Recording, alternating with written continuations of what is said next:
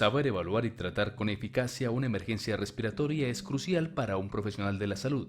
En esta parte, estudiaremos las características de la vía aérea pediátrica, diferenciaremos los distintos tipos de emergencias respiratorias pediátricas y veremos los equipos y técnicas adecuadas para tratarlas.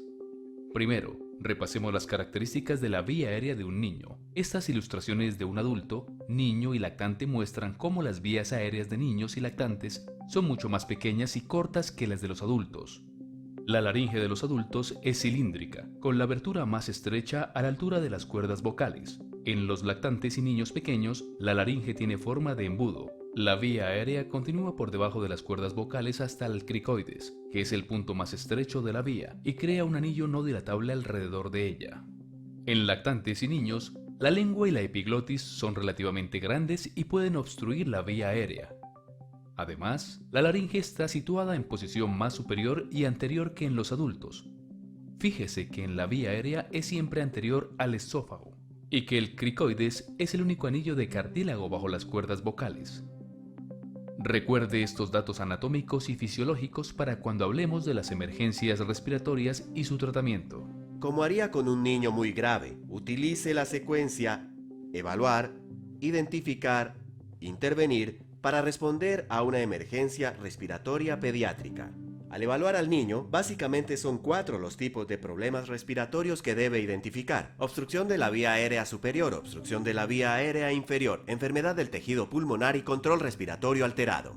Los niños con obstrucción de la vía aérea superior, como laringitis, presentan mayor esfuerzo para respirar y frecuencia respiratoria elevada. Los signos de mayor esfuerzo incluyen retracciones y aleteo nasal. Las retracciones se producen por la mayor distensibilidad de la pared torácica del niño y la presión intratorácica negativa. El niño con obstrucción de la vía aérea superior suele presentar estridor en la inspiración, ruidos inspiratorios agudos, ronquera y tos metálica.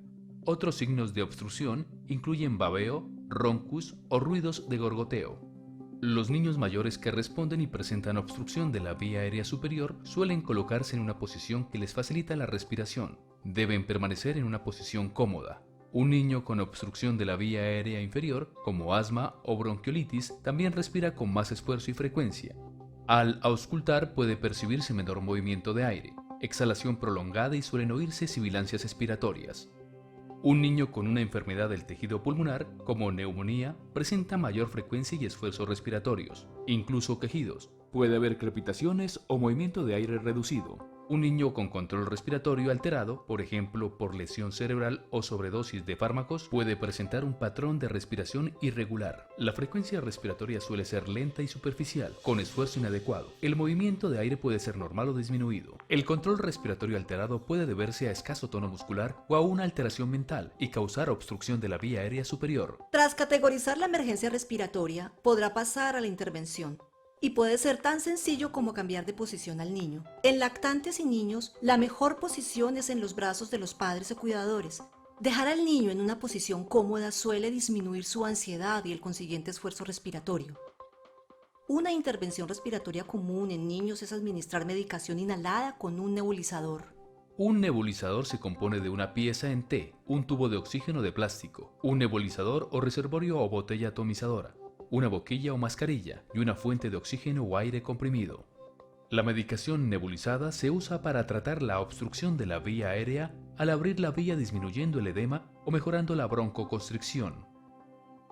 Un paso decisivo en estas emergencias respiratorias en niños es la administración de oxígeno. Hay varios tipos de dispositivos de administración de oxígeno que usted podría seleccionar, según la gravedad del estado del niño. Estos dispositivos varían en la administración de distintos flujos y concentraciones de oxígeno. Usará sistemas de bajo flujo cuando el niño requiere una concentración de oxígeno inspirado relativamente baja y está relativamente estable. Aportan oxígeno mezclado con aire ambiente durante la inspiración del paciente. La concentración de oxígeno aportada por estos sistemas depende del flujo de oxígeno y del volumen y frecuencia respiratoria del niño. Con sistemas de flujo bajo, cuando menor es el flujo de oxígeno, menor es la concentración de oxígeno inspirada. Como ejemplo, se incluyen cánulas nasales y mascarillas simples. Una cánula nasal simple suele usar velocidades de flujo de 1/4 a 4 litros por minuto. Una mascarilla de oxígeno simple requiere mínimo 6 litros por minuto, pero se suelen administrar de 6 a 10 litros. Algunos pacientes necesitarán más que un sistema de flujo bajo. Para ellos pueden servir los de alto flujo. Hay dos versiones, las que tienen una concentración de oxígeno variable y las que no. Estos sistemas incluyen una mascarilla que se sella contra el rostro, válvulas de una vía que permiten exhalar sin que pase el aire ambiente y un reservorio. Un sistema de alto flujo de uso extendido es la mascarilla facial de no reinhalación. Una ventaja de este dispositivo es que permite administrar una alta concentración de oxígeno constante, casi del 100%. Las mascarillas de no reinhalación se conectan siempre directamente al oxígeno. El flujo de oxígeno debe ser de 10 a 15 litros por minuto. La velocidad de flujo debe permitir que el reservorio esté parcialmente extendido. Si la mascarilla está bien ajustada, las válvulas de una vía garantizan que el niño solo respire oxígeno de la fuente o reservorio, no del aire ambiente. Las mascarillas de no reinhalación deben usarse ante una emergencia, cuando el paciente respira de forma espontánea pero se requiere alta concentración de oxígeno para mantener la saturación de oxígeno.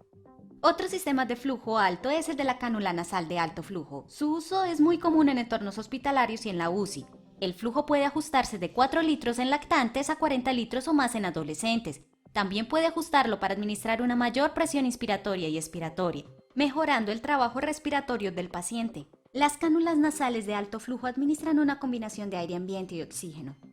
Permiten a los profesionales de la salud ajustar la concentración de oxígeno según las saturaciones y necesidades del paciente. En la mayoría de emergencias respiratorias graves, una ventilación efectiva requiere presión positiva. En estas circunstancias, usar un dispositivo bolsa mascarilla es la mejor técnica de rescate. La ventilación con bolsa mascarilla con reservorio de oxígeno puede administrar una concentración de oxígeno de casi el 100%. Requiere un flujo de oxígeno mínimo de 10 litros por minuto. Si se realiza correctamente, la ventilación con bolsa mascarilla por cortos periodos es igual de eficaz que ventilar con un tubo endotraqueal. Cuando es necesaria ventilación con bolsa mascarilla, el profesional debe estar preparado para realizar otras dos intervenciones: aspirar la vía aérea e insertar una cánula orofaríngea. Al ventilar a un niño, quizá tenga que limpiar la vía aérea. Esto incluye aspirar secreciones, sangre o vómito. Los dispositivos de aspiración pueden ser portátiles o fijos de pared. Los pediátricos deben tener reguladores ajustables para minimizar el traumatismo tisular. Deberá tener puntas faríngeas semirrígidas y catéteres de varios tamaños. Al aspirar pueden surgir complicaciones como hipoxia, estimulación vagal, bradicardia, náuseas y vómitos, lesión en tejidos blandos y agitación que pueden empeorar el estado cardiorrespiratorio. Para aspirar la orofaringe, inserte con cuidado el extremo distal de la sonda de aspiración por encima de la lengua. Páselo hasta la faringe posterior y aspire cubriendo la abertura lateral de la sonda. Al mismo tiempo, retire la sonda con un movimiento circular. Limite los intentos de aspiración a 10 segundos o menos. Así reducirá el riesgo de hipoxemia. Ventilará brevemente con oxígeno al 100% justo antes y después de cada aspiración. Controle la frecuencia cardíaca, el pulso, la saturación de oxígeno y la apariencia clínica del niño durante la aspiración. En general, si se presenta bradicardia o la apariencia clínica empeora, interrumpa la aspiración y ventile con bolsa mascarilla hasta que la frecuencia cardíaca y la apariencia clínica se restablezcan. Insertar una cánula orofaríngea es otra intervención que deben conocer los profesionales de la salud. Se usa en pacientes inconscientes, sin reflejo nauseoso. Permite mantener la vía aérea, evitando que la lengua obstruya la abertura traqueal o la glotis. Una cánula orofaríngea de tamaño correcto debe ir desde la comisura de la boca al ángulo de la mandíbula del niño cuando se coloca junto al rostro. Si el dispositivo es muy grande, podría bloquear la vía aérea. Si es muy pequeño, la lengua podría obstruir la vía aérea. Una técnica para facilitar la inserción de la cánula orofaríngea es usar un depresor lingual para apartar la lengua. La cánula orofaríngea no debe usarse en niños conscientes que responden. Podría causar náusea y vómito. A menudo, una cánula orofaríngea no es suficiente para mantener la vía aérea y será necesario usar un dispositivo avanzado. Por ejemplo, si es difícil con la ventilación con bolsa mascarilla, si el paciente tiene un compromiso real o potencial de las vías respiratorias, en especial con tiempos de transporte largos o cuando hay que proteger la vía aérea. Los dispositivos avanzados para la vía aérea, como el tubo endotraqueal y la mascarilla laríngea, ofrecen muchas ventajas. Reducen el riesgo de aspiración e insuflación gástrica y evitan tener que interrumpir las compresiones torácicas para ventilar durante la RCP. Si en la RCP se inserta un dispositivo avanzado para la vía aérea, hay que minimizar el tiempo de intubación para no interrumpir las compresiones. Con el tubo colocado correctamente, se practicará una ventilación cada 6 segundos y las compresiones torácicas se aplicarán continuas, sin interrupciones. El dispositivo avanzado para la vía aérea más usado en pediatría es el tubo endotraqueal. La intubación endotraqueal se plantea ante niños incapaces de mantener una oxigenación, vía aérea o ventilación óptimas, a pesar de las intervenciones iniciales. Sin embargo, los intentos de intubación por parte de personal no capacitado pueden dar lugar a complicaciones graves, como traumatismo en la orofaringe o colocación incorrecta en el esófago o un bronquio. Para cada intubación hay un equipo básico de monitorización, procedimiento, confirmación y rescate del que deberá disponerse sin falta, vía aérea o ventileta en su libro del proveedor. Con el tubo endotraqueal insertado, infle el balón.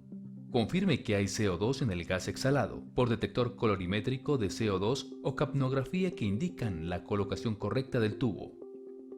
En paro cardíaco, el CO2 podría no detectarse. Durante el paro cardíaco, el CO2 exhalado será muy bajo o imperceptible porque el flujo sanguíneo a los pulmones cesa. Si el CO2 exhalado sigue muy bajo durante la RCP, hay que optimizar la calidad, especialmente la frecuencia de compresión y profundidad, y minimizar las interrupciones. Esto puede aumentar el CO2 exhalado. Con el paciente intubado, proceda a ventilar con la bolsa, observando la expansión torácica y posibles ruidos en el tórax anterior y posterior. Seguidamente, escuche la zona epigástrica y bajo los brazos. Debe detectar ruidos respiratorios bilaterales, ruidos de gorgoteo en el epigastrio, sin ruidos respiratorios en el tórax, sugieren una intubación esofágica. Si no se detecta dióxido de carbono, deje de ventilar de inmediato y retire el tubo endotraqueal. En paro cardíaco, el CO2 exhalado podría no detectarse. Confirme con un laringoscopio si el tubo se ha desplazado antes de quitarlo. Otro dispositivo avanzado es la mascarilla laríngea. Ofrece dos ventajas principales. Una, puede insertarse sin visualizar directamente la glotis. Y además puede servir como dispositivo de rescate ante la imposibilidad de intubación endotraqueal.